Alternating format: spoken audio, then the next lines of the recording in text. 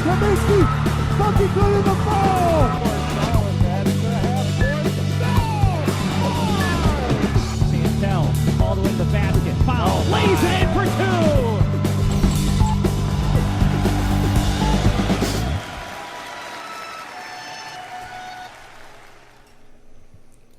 Hey, good morning and happy holidays, basketball fans. Welcome to the Upstate Hoops Podcast on FingerLakes1.com. I'm Jim Sinacropi here inside the FingerLakes1.com studios on the third floor of the North Park building in Seneca Falls, New York, live on Sunday, December 17th, 2017. The Upstate Hoops Podcast and all of our coverage of Wayne Finger Lakes High School basketball is brought to you thanks to the support of Generations Bank, with locations in Auburn, Farmington, Geneva, Phelps, Seneca Falls, Union Springs, and Waterloo. They're online at mygembank.com. And by Dr. Rod Littlejohn, delivering over 30 years of smiles with style. Visit littlejohnortho.com. And Bill Cram Chevrolet, where you'll save plenty on 5 and 20 between Seneca Falls and Waterloo. Browse their full inventory of new and used vehicles at billcramchevrolet.com. So, great show today. It's week 3 for boys and girls in the Wayne Finger Lakes. A lot of great games. Maybe you heard about the kid from Bloomfield that scored 50. Patrick Geitner, he's in studio. Maybe you heard about the girl from Bloomfield that gets a double-double every single game. She's in studio. Patrick Geitner and Baelin Scott are here this morning, made the drive, and thanks a lot, guys, for coming out. How you doing? Thank you for having us. Good, how are you? How was the drive in? It's good. It was nice crisp morning. It is crisp. It's very crisp. And so I got to start with you, Pat. You scored 50 points. And then you woke up the next morning and it was like headlines in the DNC and lists of the all-time greatest single-game performances, and your name was on there. It was a great game, obviously. Did you expect like that type of hype? I mean, really not at all. I didn't really get that much sleep that night. I was just still super hyped from the game the night before. I think all of us on the team probably watched the entire game before we went to bed that night. So we were all super tired the next morning. But yeah, I definitely wasn't really expecting all of the attention that it got. I really didn't know that it was such a big deal. But I mean, it was fun. It was a great game. Yeah, it was, and probably the game of the year. 2 overtimes, just fantastic. So we're going to talk a lot about that 50-point game during the show today, but it was kind of odd that it was just maybe karma for your family, because your cousin Austin Butler is a freshman at Colgate, and he was freshman of the year in the Patriot League. And then the same night that you scored that 50, Austin's younger brother, Bryce, scored 40 for Latrobe High School in an overtime win. And that would be your grandfather Dave's twin brother Dennis's kid. So did you talk to each other the next day about that, about the big night, 90 points between the two of you? Yeah, I was texting my cousin Bryce that night. It was just funny that we both had such big games, and they were kind of similar. His team had a half-court game winner in the overtime, and so that was pretty exciting for both of us. And we had gotten together over the summer a couple times, and when we were at our family reunion down in Pennsylvania, we had actually, us three had played 3-on-3 down at a playground where our family reunion was. So that was pretty fun to play with all of them. Nice. So definitely a great day for the family. Yeah. And that would be Arnold Palmer's high school? Yeah. Which is pretty cool. So, okay, Braelin, every game, double-double. As a matter of fact, you almost set a school record, I think, the other night, 37 points and 16, 17 rebounds or something. It was a good game. This year I've been really trying to make my mark on maybe my last season. I'm not sure what my plans for the future are right now, but I'm just, after every practice I stay after half an hour, I take some shots, layups, mic and drill, whatever you can think of. I'm trying to make myself as good as I know that I could be. Trying to seize the opportunity for your senior year. Yeah. Your team, your Bloomfield girls, the program under Coach Mike Shunk has gotten better and better the past few years, and it seems like this year it might be the year. So what are your goals as a team this year? Well, we have great players. We have Amelia Poole, we have Jess Sheehan, we have newcomer Alexis Gossage, who she didn't play for the last 2 years, and she's been coming back, and she's giving us a lot on the defensive end that it just makes our team a lot better defensively. And just we have Hannah Wright, we have a bunch of players that have had the support. We've had the upcoming sophomores to juniors this year that just help make the team a stronger bond, and we're all great friends. So it's just a great connection, and all of us really want it this year. We know that this could be the year that we do it. So every single one is pushing. They're putting out their 110% effort in practice, and it shows in the games. I mean, hard work leads to wins, so that's what we're hoping for this season. So as a senior, do you take it kind of upon yourself? And actually, it's a good time for me to ask you both this. Pat, you're the only senior on your team. Yeah. There's more seniors than just you, Braelin, on the team, but you're the senior leader, I'd say.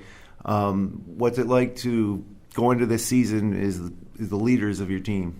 You got to set a standard. If in the beginning of the season, we got the seniors together, Amelia and I, and we were just talking. We were like, this is going to be the season. So we set it out in practice. We have to be the role models. If you want your team to do it, you got to push too, and you have to set a standard for everyone and make it known that we're here and we're going to win. So if you're not pushing, no one else is going to push. If you're not giving 110%, no one else is going to. They need to see that in order to push themselves. And I think we're really making a stand this year with 110%. We're chasing the block. We're going to do it. We're going to do it. So.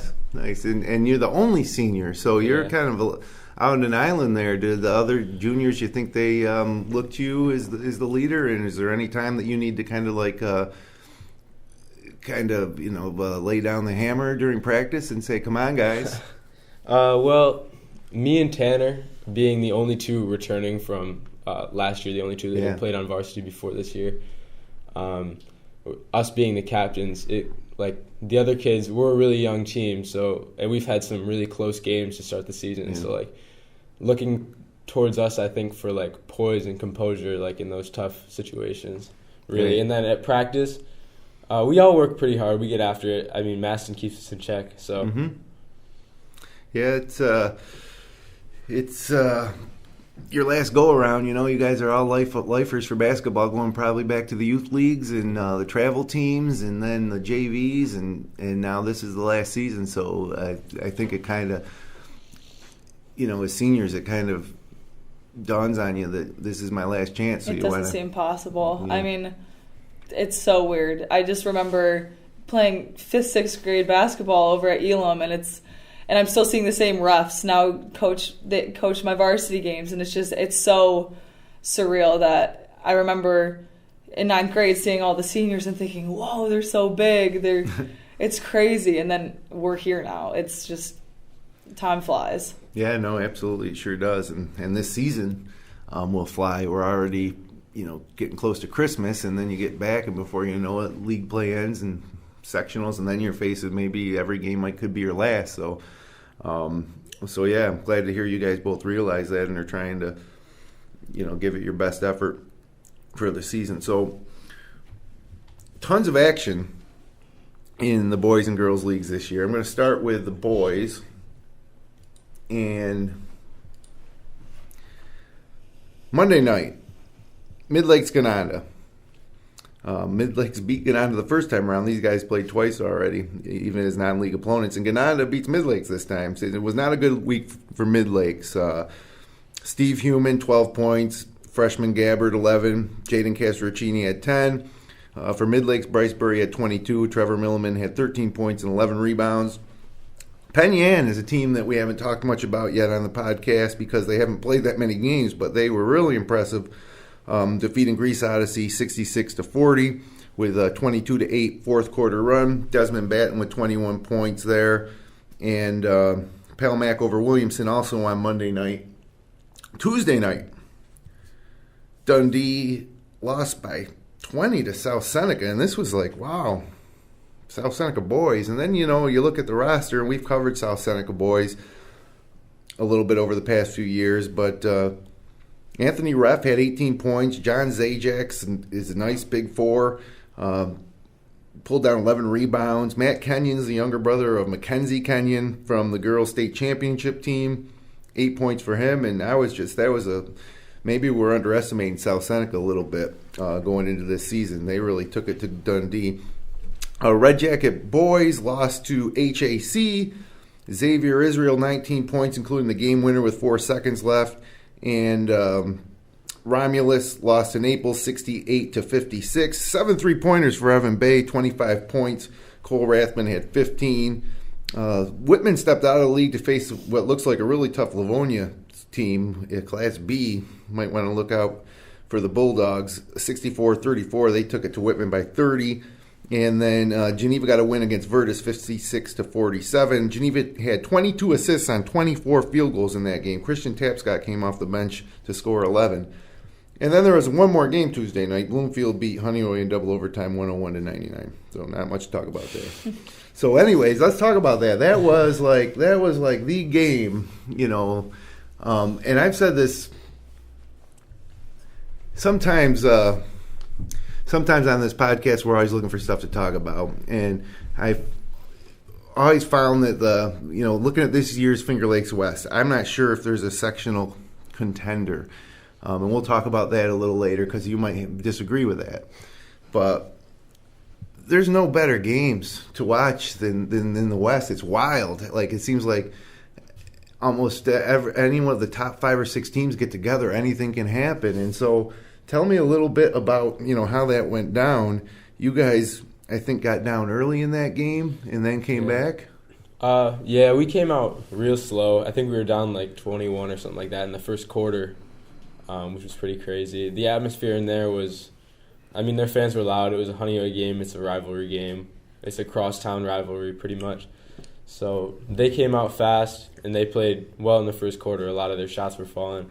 And I was just, proud of us at how we kept our composure and, really pushed on. In the second quarter, we came back out. I think we took the lead pretty early in the second quarter, which was pretty crazy. We just looked to push the tempo. I'm sure you saw that. Thursday night, we like to run. That's what we do at practice. That's our thing. So, that's what I mean. It's fun. Yeah. It's fun to watch. Look, I'll be honest with you. I think that over the past few years, especially, there's been some really good teams in the Finger Lakes East, and maybe at the top of Wayne County, teams that have won sectionals and taken a few steps, maybe even beyond that. Bloomfield won a sectional title in 2014, so I don't think it's generally a rule. But a lot of times, a Finger Lakes East game between even a Mynderse and a Newark can kind of just be boring. Sometimes it's just final score 44-39 or something like that. And that never happens anytime we've ever covered a West game. It's up and down. And, why do you think that is? Is it just the way the coaches are coaching the games? Or, I say this about Whitman last year, and I think it's true for you guys too in Bloomfield, is that it seems like you just have a lot of fun playing basketball. Yeah. That's really our goal, and we just like to take it to teams, you know what I mean? So when we're playing in a league game like that, we like to just come out of the gates running and just push the ball, try to score a lot. Yeah. So you had 50. Now, one of the amazing things about that 50 is that I think 2 3-pointers and 4 free throws. I think it was 8 free throws. Oh, 8 free throws. Okay, so that would be 14 points on free throws or 14 points on anything other than 2-pointers. So that would leave how many? 18 2-pointers. Do you remember every one of those 2-point shots? Definitely not.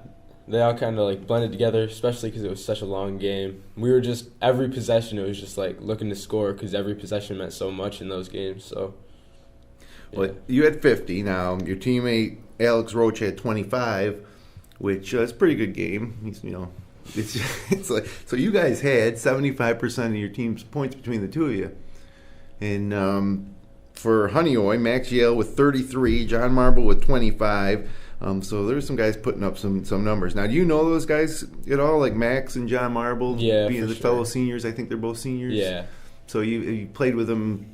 Do you play with them in AAU or against them in travel? I've played with John at AAU before, and of course we've always played against them every single year.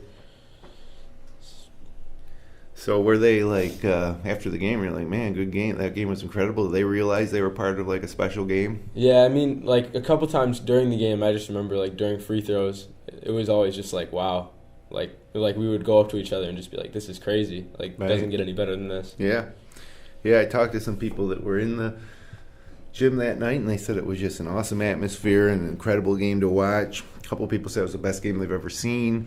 They were even people were complimenting the refs. They thought it was an incredibly well officiated game, which is something that's kind of odd to hear. But usually, in a close game like that, people are finding fault in the refs. So certainly something that you'll remember forever. And also you get somebody's mowing the lawn out there. I'm probably not mowing the lawn. You see your name on that list of the top scorers of single game performances of all time, and and just knowing that you've kind of put yourself there, and that then somewhere down the road when somebody else has a big game and they show that list, name's gonna be on there. What's that like to feel like a little bit immortalized a little bit from that one night? Yeah, I mean, it's pretty crazy.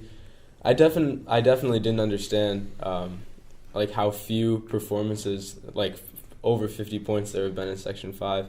So that was cool, just looking through the list and seeing people that, I mean, me and my dad were at the Mount Morris game where Devin Milford had 52. So just seeing that list kind of brought back some memories and just kind of makes you think about like what those nights were like based on. Yeah, 50. So what was the most you ever scored before that in a game? I think was 32. Yeah, so it's like, what was that? Were you just on that night? I mean, a lot of people say, well, yeah, it was double overtime, but that's only, 8 more minutes? Like, that's like an extra quarter. And you start to get fatigued, but were you just, you were obviously able to get into the lane and score on those little floaters that you like to throw up there? I don't know. It was kind of, I mean, it didn't really feel different, honestly. I think I was playing a little more aggressive than I typically do, getting to the rim. But I don't know. Other than that, just like some of them, I don't know. It was just kind of my mentality. Like some of the moves I was making I had never made before, and just stuff was working. Just kind of happens, yeah. Would you think you were in the zone? I guess so. Like, you feel it? Like I mean, that's what when you perform that way, and almost anybody in any sport has been there once in a while before, where all of a sudden everything seems easy. Did you feel that way, or was it more like just any other game where you were just focused on the game and just happened to keep going in? Well, I think like early in that game, it was more like focusing on like I guess it did feel like that early in the game, but then like as the game went on, it definitely wasn't easier. I mean, I think there were 3 of us that didn't come out once. So for a double overtime game, just like that fatigue, it's definitely not going to be easy to get over that and score. So we were, just focusing on how tough the game was. Well, congratulations. Obviously, it was a historic night, and the thing about that is, or one of the cool things I think, is that when you woke up that morning and knew you had a game at Honeoye last night, you just had no idea really that it was going to be just probably definitely a night you're going to remember for the rest of your life. Yeah. So cool. Okay, so now let's jump ahead to Thursday. I think there might have been some Wayne County games that got snowed out on Wednesday. So Thursday night, Newark, you can't see it on your screen there, but Newark, Geneva. Newark 46, Geneva 43. Newark jumped out to a 13-4 lead. Then the game was tied at 38 before Newark finally put them away. 3-point win. That game was played in Romulus because Geneva's renovating their gym. No true home games for Geneva this year. Reed Patchett had 16 points and 10 rebounds. Geneva never led in the game. And I was getting score updates on this one, and Newark started 0-4. Of course, they played 3 AA, Class A team opponents, as they like to do early in the season. Then they lost to Mynderse at home. New coach Henry Caparis, 0-4. And now I get an update that they're tied with Geneva at 38. I'm thinking, oh, man, Newark could go 0-5 under first-year coach, but they pulled it out. and really in a way saved their season. It's a long season, but the East is tough, especially with Wayne and Mynderse, and Newark likes to contend for that league title and that sectional title in Class B, and so they really gutted that one out. Heading back over to the West, Red Jacket beat Naples 62-56 behind 18 from Matt Record. Dundee beat Romulus 71-63. Wiley Hall had 19 and Kyle Kratzley had 17. And then a game that you saw on FingerLakes1.com, Bloomfield beat Whitman Whitman beat Bloomfield 63-60. John Donovan with 25, Pat Geitner 19, Alex Roach 15, and Trevor Kimball 14. So that was a game that we watched, and it was a great example, like I said, of how much fun it is. That was a really fun game to watch, up and down, and Donovan seemed to be on that game. Were they doing any? This was your first game after that 50-point game, and were they doing anything different? Trying to prevent you from having those type of numbers against them? Well, they gave me some different looks on defense. They did a nice job getting back in transition, not letting me get any easy buckets off the break, and just running the floor. So that hurt us, especially in the first half. And then in the second half, I know they had a few possessions where they went zone, and Donovan was following me around. So I don't know if it was a box and one or what they were doing, but great crowd that night in the Bomber Barn, and a really good atmosphere for a high school basketball game. I'm glad we were there now. Whitman defending West champs, and they pull this one out at home. So now you got to go back to Rushville when you play them again. What do you think you guys have to change next time you play? Because if they were to sweep you, obviously it'd be really tough to win the league. Yeah. So we came out to a really slow start. As I think we were down 17, something like that. I don't know if it was 17, but it was double. It was 14 at least. Yeah. So when we go there, I think it's important that we just go out and play our game. I think we were really responding to how they were playing, rather than just going out and doing our thing. So I think that'll be important next time we're there. What about rebounding? It's one weakness I see in your team, and part of it's just due to size across the board. But how can you guys improve on your rebounding, given that you don't have that natural 6'5", 6'6" guy, in the middle? We just got to use the strength that we do have and get into people. We got killed on the boards that game, and that's really what in a 3-point game. Yeah. Who's the big guy with the glasses? Bliss? Mitch. Did you see the nice article that Bob Chavez of the Messenger awesome. Post wrote about that? He had that big rebound at the end of that Honeoye game in the first overtime. Oh yeah, that was the best moment of that whole game. Really? I think it was in the second overtime. It was right before the end of the game. Wow. So yeah, and so obviously he's one guy that can maybe help you on the boards. He got in a little foul trouble early in that Whitman game and came out. So okay, let's move ahead now to Friday night.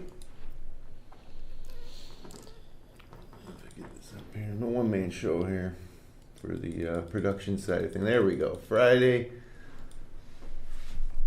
Mid-Lakes, every year, Bryce Burry, the point guard that we talk about a lot on this show, every year, Circus and Burry and the Mid-Lakes Screaming Eagles, we're looking for them to break through and have kind of that big win in the Finger Lakes East to get them up there to contend at the top, and they're also in Class B with Mynderse and Newark and Palmac and Penn Yan.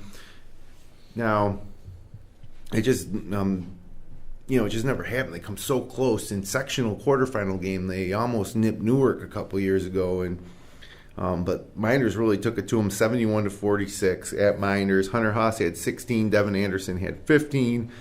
Mynderse will be at Mid-Lakes in January as part of a boys-girls doubleheader that we're going to stream live on Finger Lakes 1.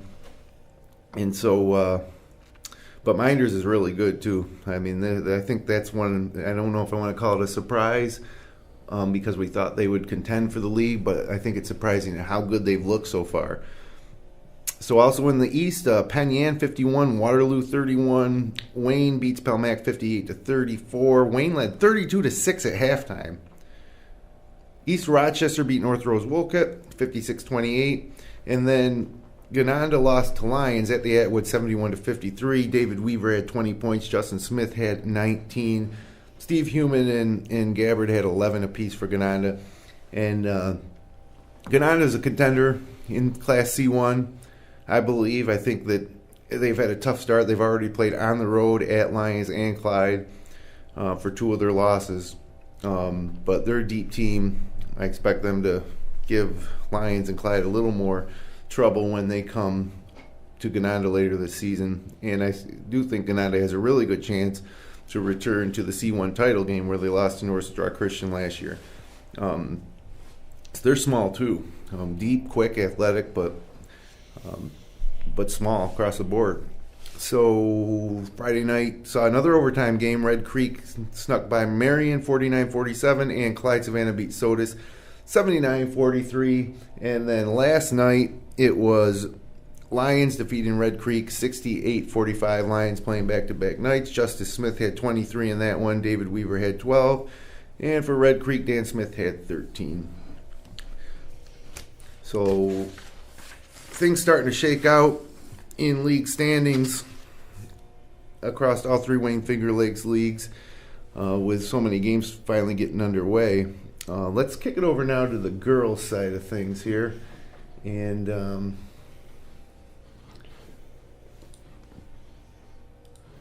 see what we have on Monday night for the girls. There we go. Red Jacket beat HAC 58-42. HAC's good.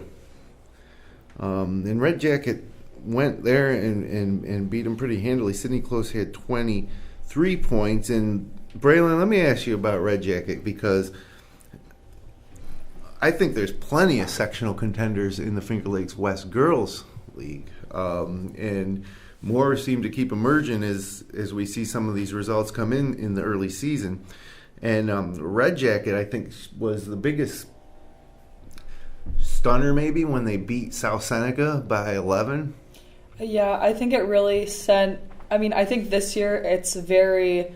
No one knows what to expect from any team, honestly. It's not that it's new girls, because it is new girls, but it's more just the want to win is very big this year, and it's a lot of girls' last chance. There's a lot of seniors, there's a lot of this is the last chance that we're going to do it. So there's been a ton of games this season where everyone's like, wait, what?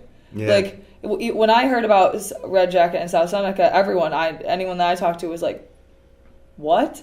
And then with Red Jacket beating Naples, we were still in shock, because it's more like, not that we didn't think that Red Jacket was going to be a contender, because we did, and now we do even more. It just puts more of an emphasis on we're going to have to take each game as it is. We're not going to have to take anything lightly. We're still going to have to give 110% with all these contenders. Yeah, well, HAC is a good example. Look, was it last week or 2 weeks ago? You guys escaped at HAC with a 2 or 3 point win. Yeah, we didn't have Amelia at that point when we were playing, and Amelia holds a big part in our team, controller of the game, like the point guard. We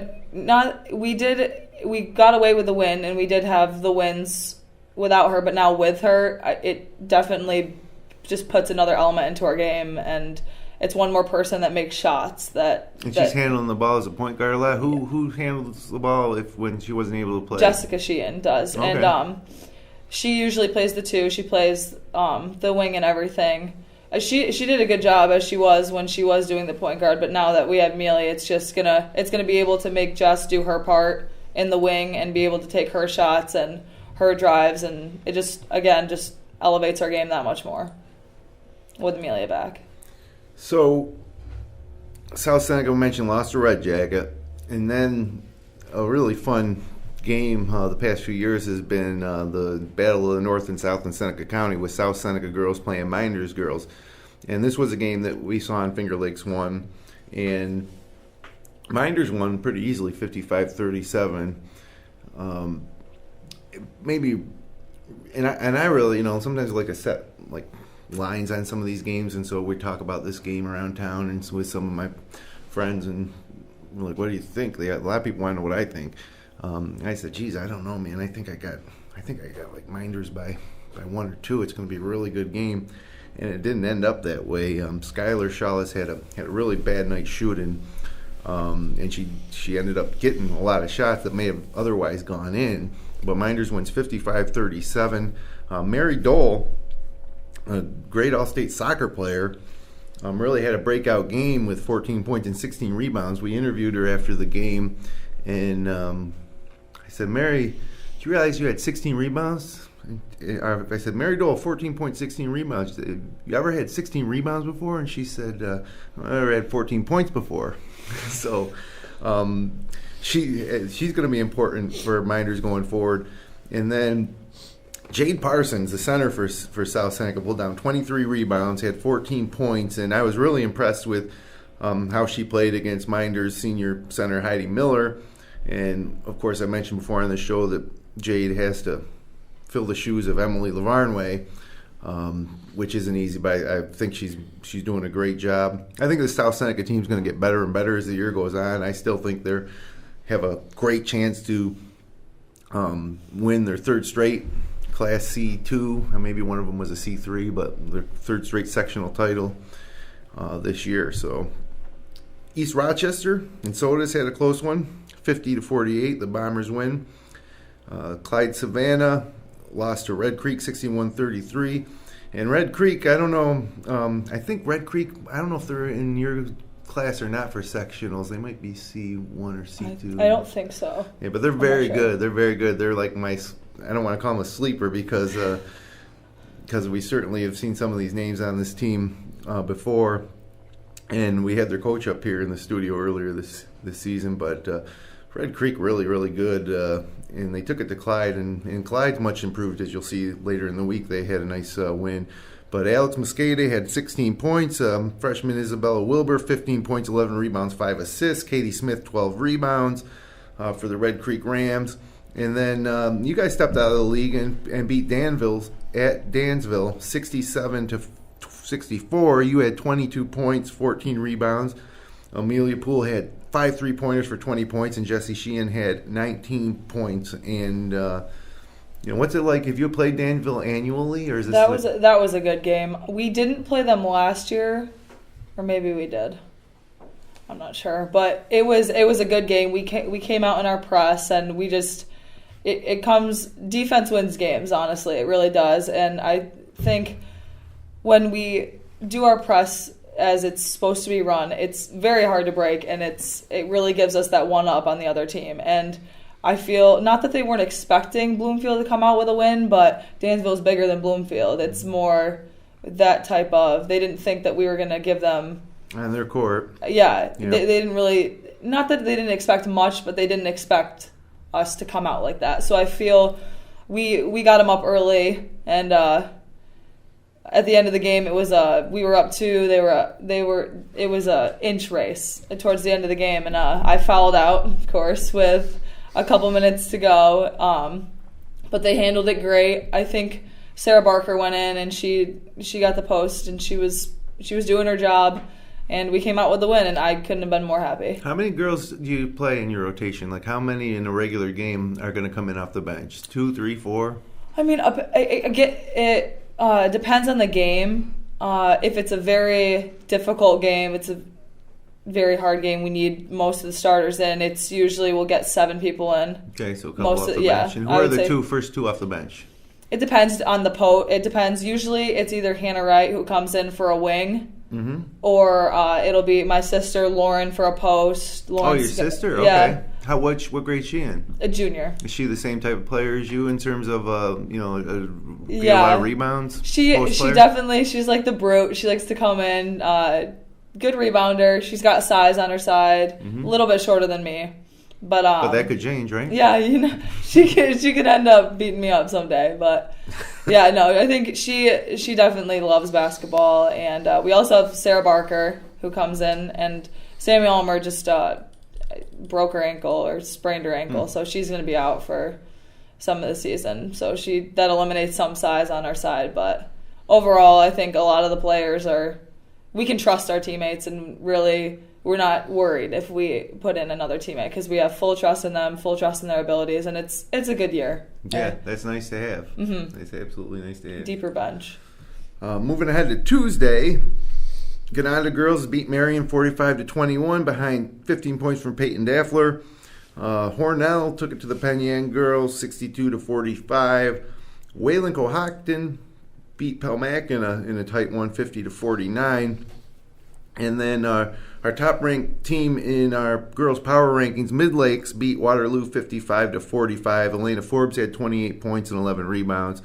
Jillian Panic, 11 points and 7 rebounds for Waterloo. Marcus Whitman girls went out of league to play North Rose Wolcott. They won 53-24. Jordan Chappelle, 22 points. Emily Thompson, 15.7 steals. And Naples edged Romulus 50-44. And this was, I don't know if it was a little bit of surprise, but I think the Naples girls, Braelin, are a little better than we thought. Haley Langan, 10 points, 26 rebounds. Actually, honestly, when we played them, we didn't think that we were going to win, but it was more of a, wow, this is a tough team. They have size on their, to their advantage. It was a tough game. I would say we were very surprised. We took it by the reins and we came out with the win. So win's a win. Yeah, but it was a lot tougher than they have talent. They do, and they're a team to watch out for sure. And I'm pretty sure they're down in Class D, where, like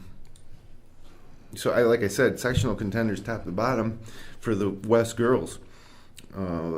Wayne was in action Tuesday night. Lost to Aquinas 60-53, and Lions beat Williamson 52-31. Wednesday night there was just one game. Newark Rondequoit visited Newark, and Newark lost by 13 there. And then Thursday night, Clyde Savannah with a nice win over East Rochester. And I don't know how long it's been since the Clyde Savannah girls have beaten East Rochester, but 57-38. Taylor Sharp, 27 points, 16-19 free throws. Caitlin Bloomer, 12 points. Caitlin Bloomer, the hardest working girl in the Wayne Finger Lakes. Like, she's just seeing a couple Clyde games, she's like just never stops. So she throws her body all over the place out there. And I was really happy to see Clyde get a win, because that program has been getting a little better and better. And they're Class D this year for the first time. Obviously on the boys and girls side, they're competing in Class D this year. So big win, and a bit of a surprise, because Clyde, I don't know if they won a league game last year. So much improved now behind Taylor Sharp's 27. HAC went to Honeoye, got a 46-25 win. Lions beat North Rose Wolcott 52-36. Allison Cook with 24. And there's another team, Lions, that has really been impressive this year so far. And again, it's a team that you haven't seen them near the top of the Wayne County standings on the girls' side for a while. But Allison Cook and Adriana Kemp have them moving in the right direction this season. CG Finney beat Sodas 55-46 on Friday night. The Newark girls beat Geneva 42-36. Is that right? I don't know. There's a lot of games. I think that's got to be right. I put it down there. 42-36. And the Pelmac girls beat Wayne 55-43. And heading back to the West, and again, this is another thing that made me just look at Red Jacket and say, wow. We just talked about how strong Naples has been and what a surprise they've been, but Red Jacket beat them by 30, 67-37. So the Red Jacket Indians so far are the story, I think, of the West, along with your Bloomfield Lady Bombers. Penn Yan, Waterloo got off to a nice start this year, and we hadn't seen much of the Penn Yan girls yet. They snuck out with a 61-59 win when they hosted Waterloo on Friday night. Sydney Bloom had 16 points. Peyton Comfort had 15. Jenna Kerbo pulled down 14 rebounds. And then, big rivalry game, you guys had to go to Marcus Whitman. It's a tough place to play. I heard it was a great atmosphere there. They're really excited about their boys and girls team this year in Whitman. You guys won 47-43. just another double-double for you, 12 points, 17 rebounds. It's kind of getting boring, right? Pulling down all those rebounds. Gotta keep getting better. I'm trying. So what was that game like? That was another one that you guys had to pull out, another close game. We came off to a slow start, so it was already something was off. It was just lackadaisical. It was just kind of, I'm not sure what was happening, but the gym was very loud. The coaches were yelling, you couldn't hear them. Even the teammates, we were trying to tell what defense we were in or who we had or who we were guarding, and it was so loud. Every time someone would shoot, it would screams everywhere, clapping, stomping on the bleachers. I like those atmospheres, and I know a lot of my teammates like those atmospheres because it pushes you and you feed off of the energy. And even if you have the bench cheering for you and clapping for you, it's making you push harder. And definitely, again, Marcus Women, we weren't expecting as much of a challenge as we did have, and they're another contender. It's again, this season is just so different than the seasons that I've experienced in the past because you've been able to know what you're going to get from each team, and this year you have no idea what you're getting. But again, I'm glad we came out with the win. Yeah, I just kind of feel like there's a lot of good things going on at some of these schools as far as the girls programs go, and Marcus Whitman has drastically improved over the past 3 or 4 years, and I think that a lot of that has to do with their youth program. I have a 12-year-old daughter, so we play all these different communities, and you can kind of just tell by the numbers of participation or by the involvement of the parents and coaches. It starts on the lower levels, and absolutely. That's where you build the skill. Who's going to be better, a 5-year-old who started playing when they're 5 or even a 7th grader? Obviously the 5-year-old, because they have that time to progress, and it totally makes a difference in your youth program. So Jordan Chappelle has been leading Whitman almost every game with 17 points. What do you know about her? What's her game like? Yeah, I definitely think that she's gotten better from last year. Good drive. She drives and she goes in strong, and that's mostly where her game is in the paint, and she does well with it and put up a lot of points on us. And she definitely she's a good player. She's definitely showed her talent this year. So I think Whitman would be a C1 school. Sometimes they're B. This year I think they're C1. So just rounding out the week for the girls. Last night, we got that. I mentioned the Red Jacket Naples game, but last night, Byron Bergen beat East Rochester 48-41. Brighton beat Waterloo 50-45. Jillian Panic had 17 points and 12 rebounds, and Logan Castiglione had 12. Ganonda Williamson didn't report. Come on, guys, report your scores. It's tough. We try to track everything. We can't even update standings because we don't even know who won. I don't have a result from Romulus Dundee on Friday night yet, and it's Sunday now. Romulus Dundee girls. So, what are you guys talking about? You got a secret? No, we didn't know. Yeah. So one more game they have to round out the week, and it was a big one. It was last night at Arthur L. Baker, Mynderse Mid-Lakes, and I think Mynderse was number 3 in our power rankings. Mid-Lakes was number 1. Mid-Lakes coming to Mynderse. Huge early season test for both teams. Mid-Lakes holds Mynderse to 15 second-half points after Mynderse opened up a 7 or 8 point lead in the first half. And Mid-Lakes comes out with a 43-39 win. Elena Forbes got in a little foul trouble early, didn't play much of the first half, and when she came back in the second half, and they went crazy after that win, almost as if it was a sectional win. That game meant a lot to Mid-Lakes, and it was a bit of surprise for Mynderse at home. I think that the Mynderse was expecting to take care of business and show that maybe Mid-Lakes wasn't number 1, but key early season win in the East for Mid-Lakes, beating Mynderse 43-39. So Okay, before we look ahead and I reveal the power rankings, first of all, you guys know what the power rankings are? You ever see the power rankings, Finger Lakes One Sports Power Rankings? I bet you have. Of course.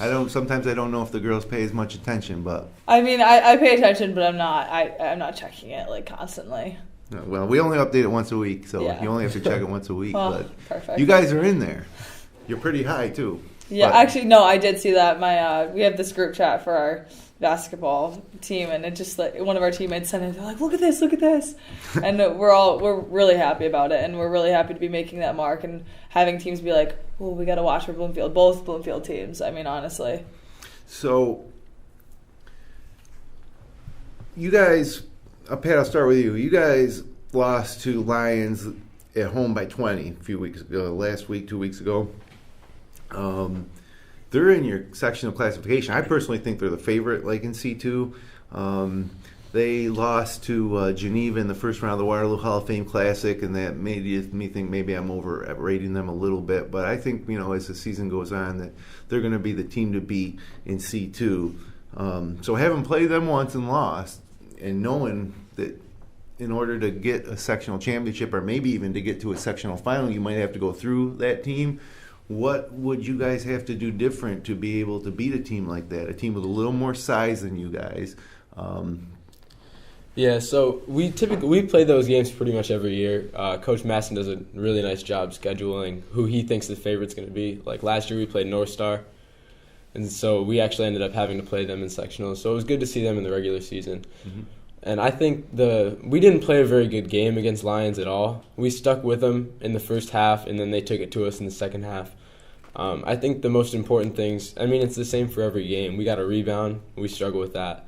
And then we really just got to go out and, play the game that we're going to play and, not worry so much about stopping them and more that they're going to have to stop us and just having that mentality. So let me ask you, now you're 5'9", right? 5'10", 5'8"? 5'9" with some nice shoes on, probably. Well, the reason I bring that up is, is walking through the halls at school, you're an average-sized kid on a basketball court. You're undersized. People would say you're undersized, but you're able to score 50. I wonder if we went through that list and just went, how many of those guys that were on that list of all-time single-game scoring, were 6'2", or 6'4", or 6'6", even. I think that makes it all that more impressive. And if you had to work harder, on your skills than say someone who's maybe than say Justice Smith for Wayne or for Lions, who's a 6'3" or 6'4" point guard. Yeah, for sure. We talked about that a ton over the summer. Coming off of the shooting year that I had last year, we knew that I was going to be guarded a lot more tightly this year. So I was in the gym over the summer, especially with Coach Heil, who's our JV coach and one of our assistants, and then also with my dad. And we were in the gym really just focusing on that and learning how to use my body and moves to get to the rim and finishing without getting my shot blocked and try to draw fouls, stuff like that. So did you watch any of the replay of the game that we did and listen to some of what our Tony Robinson and Brendan Harrington were saying? There's a couple of interesting things. Yeah, I did watch the game again. One point, Brendan Harrington said, geez, if this Geitner got a great handle, if he had just a little more size, he'd be devastating. And then Tony Robinson said, 50 points is pretty devastating, right? I did hear that. So now you mentioned your dad. Now he's coached you. He was your JV coach. He's on the bench for varsity, and I'm sure he's coached you in youth leagues and travel teams and stuff like that. Has that been something that you think has been a good thing? And what's your relationship like with your dad, and what's it like having him be your coach? It's definitely an advantage. He does a good job, of course, telling me if something's not right, always fixing my shot. Mm-hmm. And it's good. It's good to have somebody to work with like that really gets to see you play a lot, so he can give you suggestions. And we're in the gym all the time, and he's just good at getting me better. Nice. So plans for the future next year? So with my size, I think the focus has really been working on the things that are going to make me a difference maker at the D3 level. Mm-hmm. So we're looking into that. So what are those things? I got to get stronger. so that I can defend at the next level because everyone's going to be bigger than me. So you're doing a lot of conditioning and weights and that type of thing? So that'll be big. Just working on staying strong with the ball and really just perfecting my shot and ball handling so that I can like not make mistakes in the next level. So what do you want to be when you grow up? Right now, you don't have to decide. I didn't decide till I was like a senior in college. Right now, the idea is I'm going to probably study business and go into finances. So that's the plan for now. All right, cool. Braelin, what's it like playing for Coach Shunk? What's a practice with him like? He's like a dad. Like he really is. It's I've had him for a coach through AAU season since maybe 6th grade.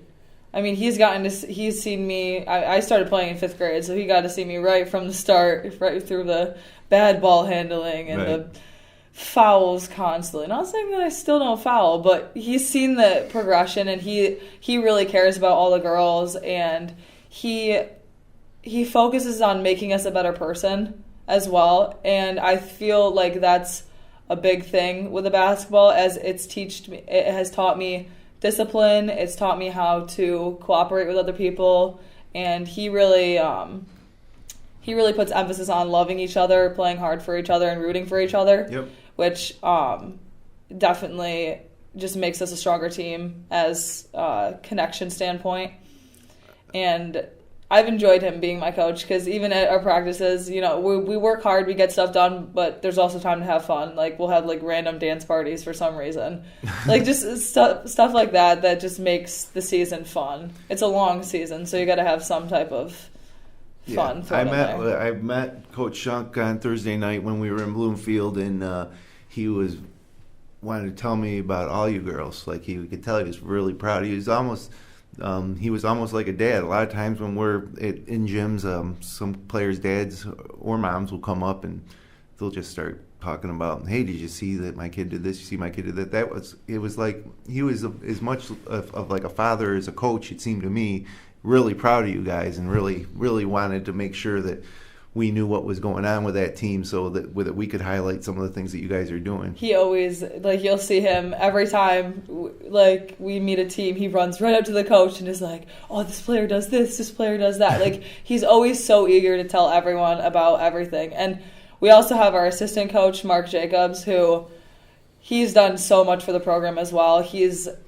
When any of our teammates see him walk into the gym, everyone's like, Jay, and everyone gets so happy, and he's like the smile to our team, and I owe him a lot.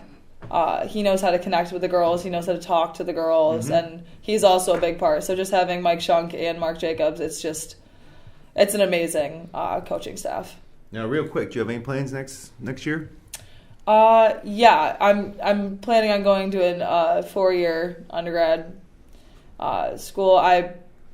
I would like to play basketball. That's definitely still in the equation. I'm just keeping my options open, and I don't want to say seeing where the wind takes me, but it would definitely be an honor to play. Sure. And I'm going probably for business, and same thing, finance. Yeah, and I think that, obviously depending on what school you want to go to, that you have an option to play basketball. I mean, you're certainly raising the eyebrows of some coaches probably in the area, especially that would think, geez, we'd like to take a look at this Baelin Scott girl. So yeah, it would be an honor. It really would. Okay, well, running out of time here, so I should quickly here get to our power rankings for the week of, this will be week 3 power rankings, December 17th. And there they are for the boys. And Wayne stays at number 1, Mynderse number 2, Clyde Savannah jumps up to number 3, a Class D school, a 3 in our Wayne Finger Lakes power rankings. Penn Yan number 4, they might be the biggest sleeper in the Wayne Finger Lakes that we might have slept on. I think preseason we might have had them 7 or 8. They're already up to 4. Lions slipped a little bit after that loss to Geneva, but they've been stellar since. They're back to number 5. ER number 6. Newark falls to number 7. They're 1-5 right now. Newark Reds are 1-5, And we're going to see what happens over the next week or so in league. Generally a perennial top 3 team here in our power rankings. Gananda at number 8. Again, they've had tough road losses at Lions and Clyde, but they've looked impressive otherwise. Mid-Lakes drops to number 9 with 2 losses this week, and Geneva hangs on at 10 after that loss to Newark. Still riding a little bit of that wave from winning the Waterloo Hall of Fame Classic, beating Lions and Weedsport. And no West teams in there. I mean, Bloomfield was in there at one point. Marcus Whitman was in there. I think Marcus Whitman was usually the next team out. I think they were 11 this week. But like I said, it'll play itself out as the season goes forward. I think Bloomfield and Marcus Whitman are the 2 best candidates to break into the power rankings going forward. So now let's kick it over and take a look at the girls' power rankings. And a big shake-up here a little bit for week 3. Mid-Lake stays at number 1. They beat Mynderse. Mynderse falls to number 4. Bloomfield at number 2. A lot of close wins, though. It's tough to gauge. And Red Jacket down there at 5 keeps working their way up. Do you know when you play Red Jacket? This coming Friday. Man, that's right. I have it on my Spotlight games. It's at Red Jacket, so it's harder to play in Red Jacket's gym, for sure. Well, that's going to be one to look at. Red Creek leapfrogs Mynderse up to number 3. So we got an East, a West, a Wayne County team. 1, 2, 3, then Mynderse. Red Jacket with that big game coming up against Bloomfield, game of the year. It's looking like in the West. And then Palmac up to 6. Geneva up to 7. They've kind of righted the ship after a slow start. South Seneca drops all the way from 2 to 8 after that loss to Mynderse. Romulus in at 9. And the Lions girls in at 10 to round out the girls' power rankings. Real quick now, I just want to take a look at the Spotlight games this week ahead. On Monday night, Clyde's at East Rochester. East Rochester's now going to take a shot at Clyde and Lions this week on back-to-back nights. They got Clyde. That East Rochester Clyde game was snowed out last week, so they host Clyde on Monday. They host Lions on Tuesday, and again, if they were to drop both those games, then it really becomes just a 2-team race in Wayne County.